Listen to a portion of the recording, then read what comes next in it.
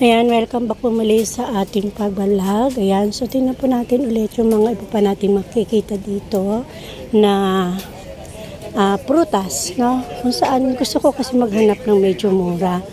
So, magkano kaya ito?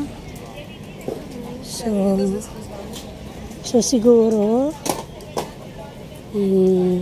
bili ako ng this one. Ito. Ayan. At syempre, bibili tayo ng iba pa. So, tinan lang natin yung iba pa natin mabibili. Katulad ng hello. Ayan, ito yung mga kamatis nila, tsaka yung kamatis at tsaka ubas. Ayan, ito kamatis din to eh. Ayan. Kamatis ito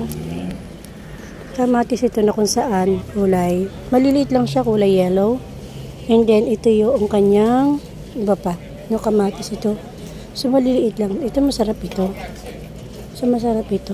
Ayan, so bibili tayo ng iba pa. Ano kaya ito? What's this? Hindi ko alam kung ano ito. Ayan. How much is this? 1.50. Sige. Can I buy for 1 kilo? 1 kilo. Yan. I don't know. This is 1 kilo. And how much is this one? 1 kilo, 1 euro. This is 1 euro? 1 euro. Can I buy? Okay. Now, what is this? Hello. Pesto. What is this? 8 euro. Oto. So, solo kasi. Okay. Thank you so much. How much is this? 3.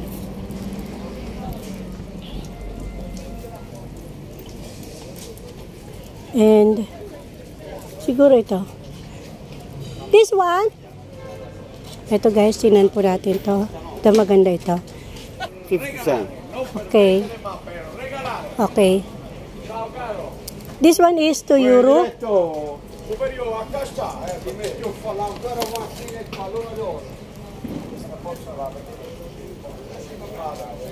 Okay, ito po yung kanilang ito yung kanilang sili, kung saan ang lalaki, ayan. So, ang lalaki po ng mga sili dito, no? So, ang kilo nila is 150.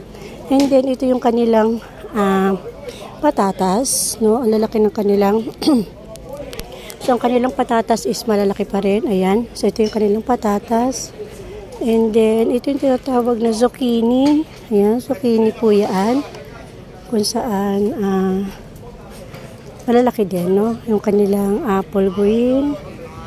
Okay, so yun, namili ako ngayon guys, hindi ko alam ayan, wala lang, gusto ko siyang bilhin lang kasi ito ba, magkano kaya ito? So, ganito naman ang itsura ng kanilang talong. Merong bilog na malalaking talong na ganito. Ayan. At, siguro, ito naman, bibili ako ng ito. Siguro, ilang piraso lang. Ilang piraso lang, no? Ayoko na masyadong. Ayoko, ang iingay nila, no?